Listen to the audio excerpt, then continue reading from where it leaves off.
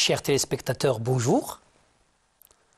C'est toujours pour moi, et j'espère pour vous aussi, un réel plaisir de nous retrouver pour ces cours de français, ces cours conçus spécialement pour vous et destinés à contribuer à l'amélioration de votre niveau en français. Mais cette fois-ci, il ne s'agit pas de leçons proprement dites, de lecture ou de langue et communication d'écriture, mais plutôt d'une séance d'entraînement à l'examen régional normalisé. Rappelez-vous, lors de la dernière séance, nous avons traité la première composante de l'épreuve, à savoir la compréhension de l'écrit ou lecture. Et aujourd'hui, nous allons consacrer cette séance à la deuxième composante de l'épreuve, celle de la langue et communication, mais à partir du même texte de base, celui que nous avons utilisé la dernière fois. Avant d'aller plus loin, permettez-moi de rappeler, même si je le fais plusieurs fois, j'y tiens, pour vous dire que je compte beaucoup sur votre motivation et surtout sur votre participation. Je vous demande donc de prendre un cahier, un crayon et une gomme. Ça va nous servir, vous allez voir. C'est donc une séance qui sera consacrée à la préparation à l'examen régional normalisé. Voici les objectifs de cette séance. Objectif de la séance. Premier objectif, prendre connaissance du cadre de référence de l'examen régional normalisé, sa structure, sa composition, le nombre de questions par composante, etc. Et puis après, dans un deuxième temps, s'entraîner sur les différentes composantes de l'épreuve d'examen. Je vous rappelle ce canevas de l'épreuve de français, examen régional normalisé. L'épreuve de l'examen se fait à partir d'un texte de base, un texte littéraire, extrait d'un roman ou d'une nouvelle, mais non tiré des œuvres au programme, les œuvres que vous avez cette année, en troisième année de l'enseignement secondaire collégial. Voici les composantes de l'épreuve. Compréhension de l'écrit ou lecture. Et là, nous aurons identifié des questions d'identification, 2 questions de repérage, relever le nom de l'auteur par exemple, le sens d'un mot, etc. Et puis comprendre là où on vous demande d'analyser, d'interpréter, de faire des transformations, et de faire du sens en un mot. Et puis c'est très important cette dernière question relative à la réaction, où on vous demandera votre point de vue, votre attitude, votre jugement sur un fait psychologique, sur l'attitude d'un personnage, ou sur un fait stylistique, relevé dans le texte, etc. Deuxième composante, et c'est celle-là que nous allons traiter aujourd'hui, langue et communication. Identifier, vous aurez une seule question relative à l'identification au repérage. Là, vous allez voir, on vous demande de repérer un fait de langue ou un fait de style, n'est-ce pas? De relever un adjectif ou de relever une proposition subordonnée circonstancielle, de cause ou de temps, de conséquence, on verra, ça dépend du texte qu'on aura étudié. Appliquer des règles de transformation, de substitution, n'est-ce pas, de réduction. Nous allons voir par la suite des exemples concrets et nous aurons l'occasion de le faire plusieurs fois Comme ça, vous serez bien entraîné, n'est-ce pas? Bien exercé pour réussir votre examen dans de bonnes conditions. Je le souhaite pour vous. Et puis, alors là, pour appliquer des règles, vous aurez 3 questions. 3 questions différentes. Nous tâcherons bien entendu de varier les types de questionnements que dans les 2 composantes, compréhension de l'écrit ou lecture, et langue et communication. Établir des rapports, donc établir un rapport entre une situation et un énoncé ou inversement. Et puis, production écrite, production d'un texte narratif, et nous consacrerons une séance à cette composante. Ça sera donc la séance qui va venir par la suite. Bien. Alors, pour cela, nous allons partir d'un texte, du même texte que nous avons utilisé la dernière fois pour la composante compréhension de l'écrit. Connaissez-vous cette plante? Non? Non, je suis désolé, ce n'est pas un artichaut. Ça en a l'air, ça en a tout l'air, c'est vrai, mais c'est plus costaud, regardez. C'est une plante grasse, c'est un cactus. Et ce cactus produit une magnifique fleur, regardez là, regardez ce beau rose. Oui, et c'est pourquoi on appelle cette plante le cactus rose.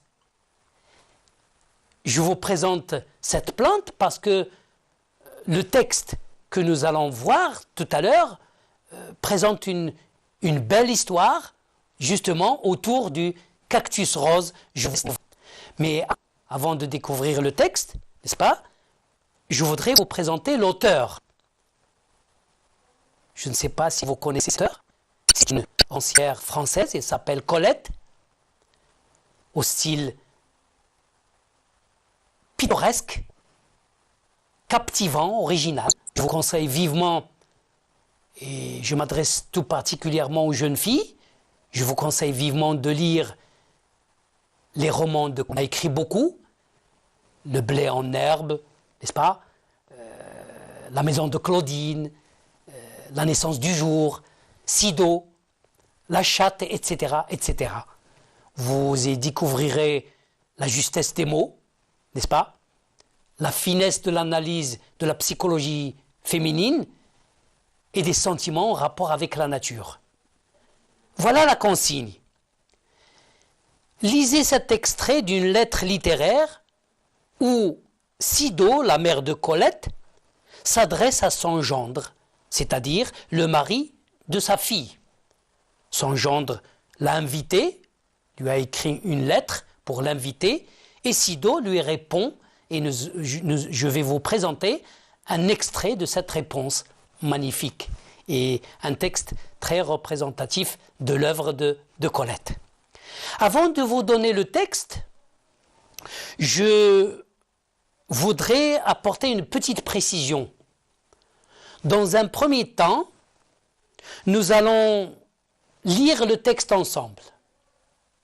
Dans un deuxième temps, je vous demanderai d'avoir l'amabilité, la gentillesse de recopier ce texte sur votre cahier. Cela nous facilitera la tâche, cela nous aidera pour trouver les réponses aux questions que je vais vous poser. Voilà le texte. Monsieur, vous me demandez de venir passer une 8aine de jours chez vous, c'est-à-dire auprès de ma fille que j'adore. Vous savez combien je la vois rarement et combien sa présence m'enchante. Pourtant, je n'accepterai pas votre aimable invitation, du moins pas maintenant. Voici pourquoi. Mon cactus rose va probablement fleurir. C'est une plante très rare qui, m'a-t-on dit, ne fleurit sous nos climats que tous les 4 ans. Or, je suis déjà une très vieille femme. Si je m'absentais pendant que mon cactus rose va fleurir, je suis certaine de ne pas le voir refleurir une autre fois. Veuillez donc accepter, monsieur, l'expression de mes sentiments distingués et de mon regret. Colette, la naissance du jour, Flammarion, 1928. Voulez-vous recopier le texte sur votre cahier? Merci de votre compréhension. Monsieur, vous me demandez de venir passer une nuit de jour chez vous, c'est-à-dire auprès de ma fille que j'adore. Vous savez, je l'aime rarement et combien sa présence m'enchante. Pourtant, je n'accepterai pas votre aimable invitation. Du moins, pas maintenant. Voici pourquoi. Mon cactus rose va probablement fleurir. C'est une plante très rare qui, on dit, ne fleurit sous nos climats que tous les 4 ans. Or, je suis déjà une très vieille femme et si je m'absentais pendant que mon cactus rose va fleurir, je suis certaine de ne pas le voir refleurir une autre fois. Acceptez, veuillez donc accepter, monsieur, l'expression de mes sentiments distingués et de mon respect et de mon regret. La naissance du jour, Flammarion, 1928. Très bien. Voilà donc cette lettre de nouveau. Et comme je vous l'ai dit, cette fois-ci, nous allons étudier la composante langue et communication. Très bien. De nouveau la lettre, au cas où vous auriez oublié un petit passage. C'est bon? Très bien. Première question. Trouvez dans le texte 2 mots appartenant au champ lexical de la végétation. J'ai bien dit 2 mots. Trouvez dans le texte 2 mots appartenant au champ lexical de la végétation. Il y en a plusieurs. Je vous donne un exemple. Exemple, plante, fleurir, mais vous avez aussi cactus, cactus rose, vous avez refleurir, etc. Mais alors là, respectez la consigne. On vous a demandé 2 mots, donnez 2 mots. Bien. Ça, c'est la question de repérage. Je vous ai dit, il y a une seule question relative à l'identification au repérage. Deuxième question. À partir des 2 propositions suivantes, faites une phrase complexe pour exprimer la cause en utilisant comme. Voilà les 2 propositions indépendantes. Je ne peux pas accepter votre invitation. Mon cactus rose va probablement fleurir. C'est vrai que la cause est là, elle est implicite. On vous demande de faire une seule phrase, une phrase complexe, en utilisant comme. Allez-y. Encore un petit moment. Oui, je ne peux pas accepter votre invitation. Mon cactus rose va probablement fleurir. Et oui, très bien. Comme mon cactus rose va probablement fleurir, je ne peux pas accepter votre invitation. Où est la proposition principale? Tout à fait. Je ne peux pas accepter votre invitation. Et pourquoi? Quelle est la cause? Quel est le motif? La cause est là, la raison est là. Comme mon cactus rose va probablement fleurir, c'est ça la cause. Et regardez la virgule en blanc. Pourquoi cette virgule? Eh bien parce que nous n'avons pas respecté l'ordre canonique de la phrase française. Au lieu de commencer par la proposition principale et la faire suivre par la subordonnée, on a inversé. Et cette virgule est là pour nous rappeler qu'on a inversé. Et très souvent, quand on exprime la cause avec comme, on place la cause, la subordonnée exprimant la cause, au début comme ça, avant la principale. Très bien. De nouveau la lettre, le texte de base. Il faut chaque fois revenir au texte de base. Troisième, à partir des deux propositions suivantes, faites une phrase complexe pour exprimer la concession en employant bien que. Attention, voilà les deux propositions.